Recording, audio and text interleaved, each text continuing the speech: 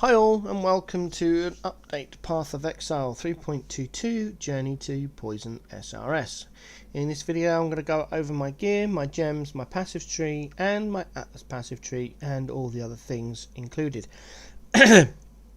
Excuse me, I've got a very dry throat this morning. I've been up for nearly 2 hours. It's currently 0450 hours local time and my body decided that I needed to be up at 0300 hours. No idea why. So let's go through it all. I've changed this build from an ordinary mapping build into running Sanctums.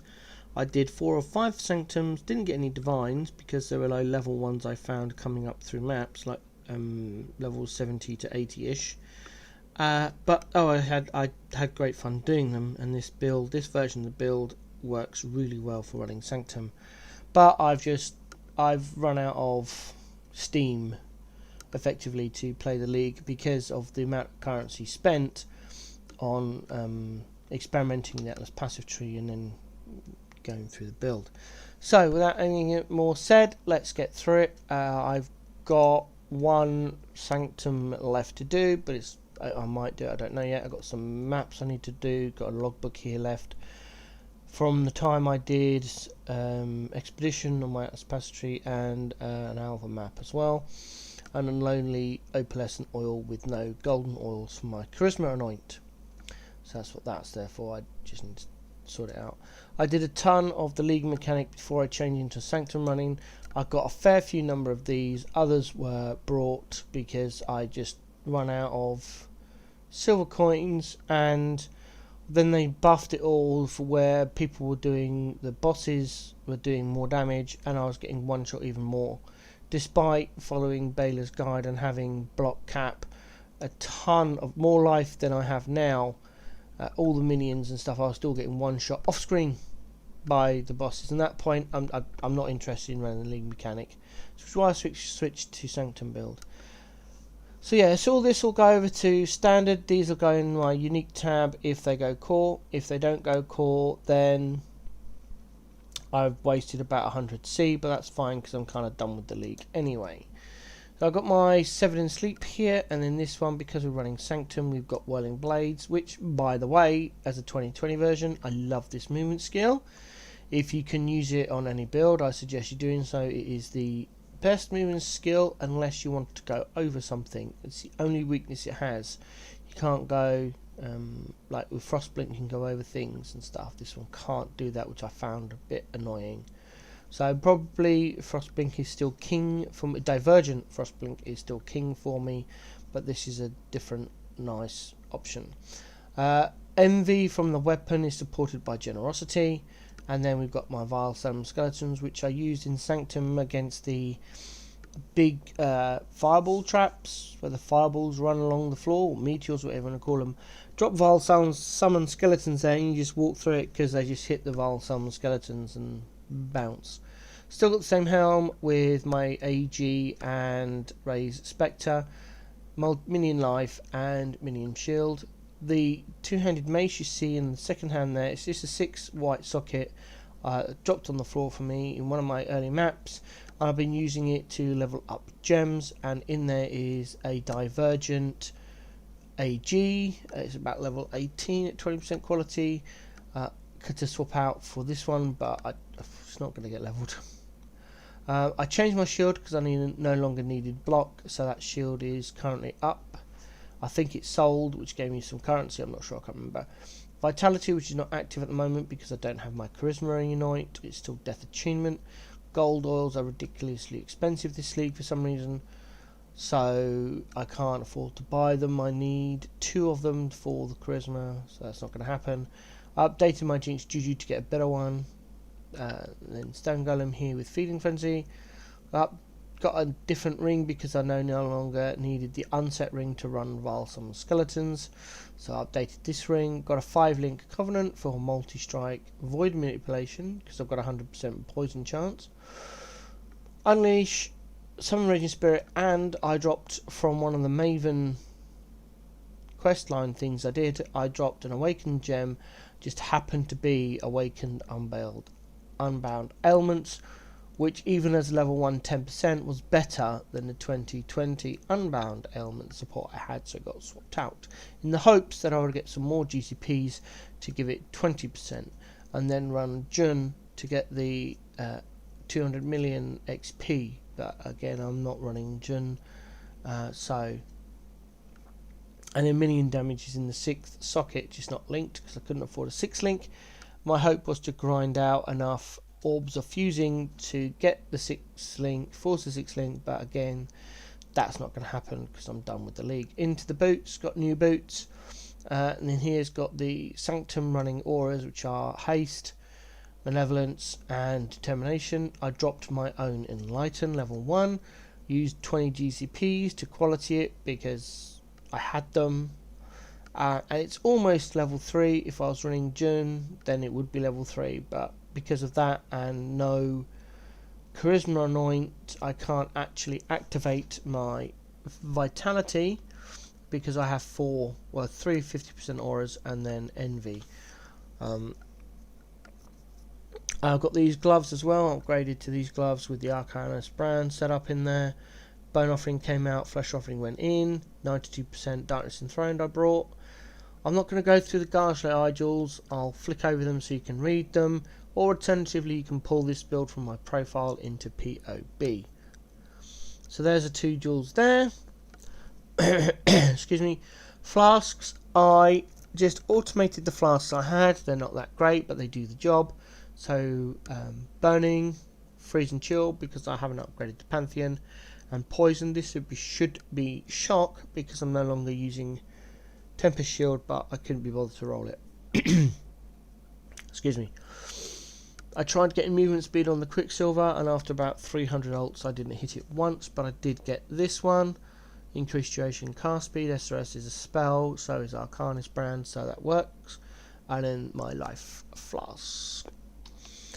On to the passive tree. The left hand side of the tree is almost exactly the same as a normal poison SRS, so I'm just going to go through the tattoos. 2% max life, 4% chaos res. This is my 3rd tattoo dropped. I thought it said 1% increased mana reservation. It obviously doesn't. I should have sold this and been very rich, but I didn't because I thought it said mana res.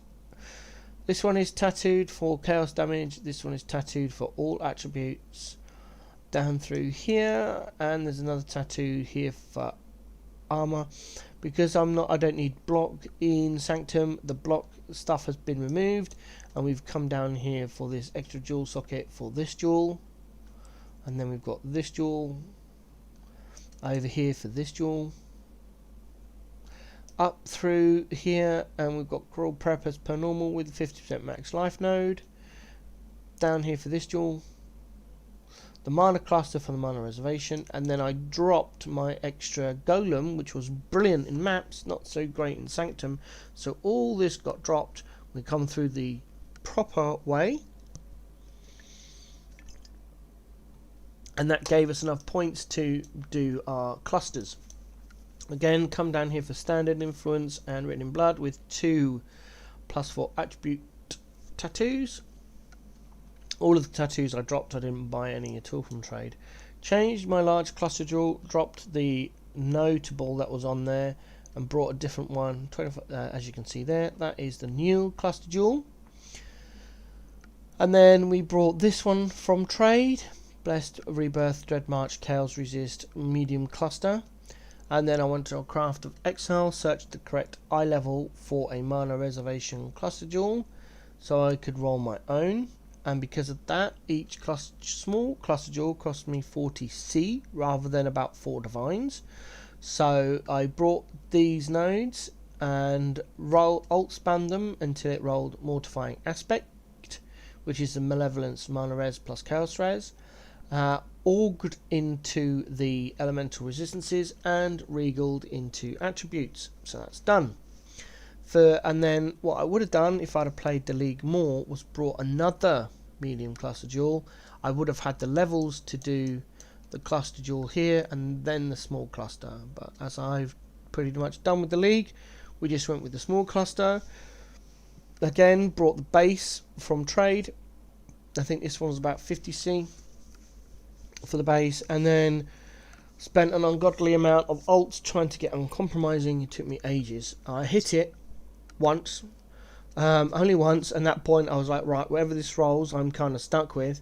So auged into intellect, and I was like, that's really good, that's cool, and then regaled and got evasion. So as I said, if I'd been playing this league for more or had more currency, I would continue rolling this until I got a better result, but it'll do for now, and it'll do for this league. So that's the passive tree. The ascendancy hasn't changed, it's still the same ones: Command of Darkness, Mistress of Sacrifice, Bone Armor, Bone Barrier, via Mindless Aggression. Into the Atlas passive tree, there we go. So Wandering Path, this is Ty's Atlas tree, pretty much the one he used to get tons of maps to sell in trade. I got it from his video with a lot of pausing and slowing down to see where he'd put nodes, and then changed it to my style of play.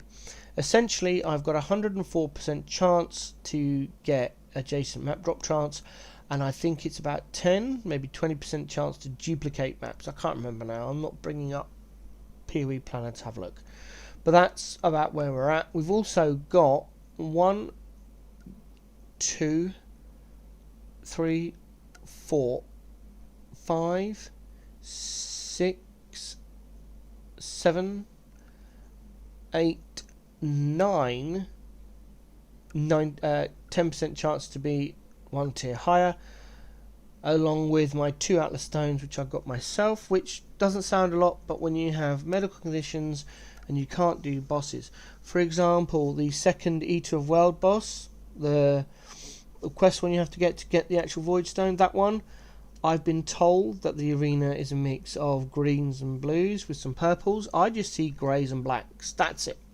So I can't actually tell when the boss is doing a mechanic or when it's just standing there not doing anything. I just can't see the colour differentiation. I have raised this with GGG and Chris Wilson via emails and forum multiple times, and they still continue to do bosses or areas that are primarily one colour.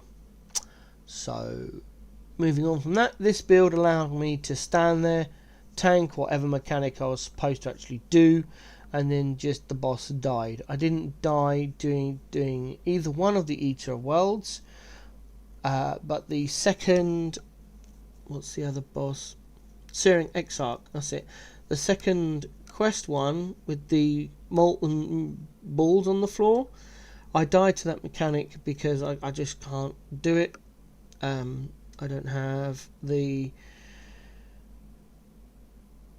brain to do it really, because I'm so busy watching all the meteors. I get transfixed and then I don't move, I get hit and die, and I've been told that is due to my autism, in the fact that I need to see everything that's going on and then move. But again, for whatever reason, GGG don't have boss timers for anything, and you're not allowed to mod them, so the only reason I was able to main tank in World of Warcraft was because of all the boss timers, but that's a tangent I don't want to go down. Anyway, so I'm able to do those 2 Void Stones, so I've got those as well. That's another 25% chance on top, so if it all added together, I've got a 145% chance of getting a map 1 tier higher.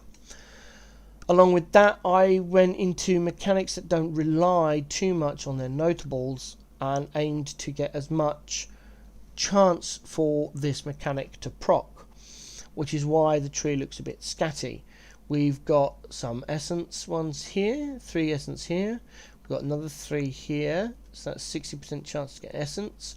We've come over here as well to have an additional essence, because it was the only essence one that was usable. Other than that, we've gone into chance to proc harvest up here, through here, and I think there's another one. No, I think that's it for harvest. Yeah, because the rest of it is increased life force and tier 3 plants, which I didn't want to do because I was trying to get more mechanics in. We've got chance to proc mirrors of delirium and layers of mirror of delirium as well, and we've got some more chance to get delirium as well. Where else do we go? Oh, Harby. Yeah, we've got some Harby chance here. The 3 nodes there, 1 node there, and I think, is that it for Harby? I think so. More harvest nodes down there, more chance to proc harvest. And then we just started to go into our blight chance here, because I like blight. And that's it. That's the Atlas passive tree. Into the Atlas itself. I've got all of these slots myself, and I love silo map. I know the boss is a pain. I know it doesn't drop div cards very well, but I just love the map layout for all the mechanics I do. It is one of my favourite maps. The boss is annoying, but whatever. So I've got all of these favoured slots myself. I'm quite proud of that fact. I didn't have to pay for these like I normally do. So I've got 5 favourites unlocked. I've got 2 void stones. As for my maps, I'm just going to go to map / tab. It's easier. I've done most of the white maps. There's a few missing here and there. Most of the yellow maps have been done as well. Again, there's a couple here or there. Red maps, most of these are done. There's 1 or 2 missing spots where I run out of horizon orbs. But so far, I've only missing the Infested Valley T16. I was going to grind out to get all 4 Atlas stones myself, but I'm done with the league, so that's that. That's the end of this video. I might do another one for League PoE in a couple of weeks. I've not stopped playing it 100%, but it's a kind of, I'll log in and do a couple of maps and see what I get, and then log out again, because I find if I don't have 20 or 30 maps to run, I just find mapping horrible, because you run map, you get some more maps, it's not the right level, it's not the right map you want, blah blah blah. I don't have the 4 void stones. However, next league start, I am fully intending on doing the same thing. I'm going to turn the Atlas passive tree into an Excel spreadsheet so I can plan the route out, much like a POB skill tree. You can set the levels and stuff. You can't do that in PoE plan. I'm just staring, I'm like, where have I got to go? So I'm going to write it out into an Excel spreadsheet of which node I want to go for, and as long as GGG don't nerf it, I'll be running this strategy with this build. Whether it's poison SRS or not, it doesn't matter. Elemental SRS is still fine, does more than enough damage. Poison is just that extra OP damage. So, with all that said, that's the end of the video. In a couple of days' time, I will have a Baldur's Gate 3 progress update on my main save. It's also the week for a No Man's Sky update, so look out for that, possibly on Thursday. And at the weekend, I will do my new story, Halflings with Attitude, Baldur's Gate 3. If you like any of that, please hit the subscribe button. This channel is demonetized because I have medical conditions and am medically retired on state funds, so I cannot earn any IRL money from YouTube. I do these for the enjoyment and for the heist content, to make sure everyone, as many people as can, know how to run heist with all the information that is available. With that said, I'm rambling now. It is ridiculously early in the morning. I'm very tired. I'm going back to bed.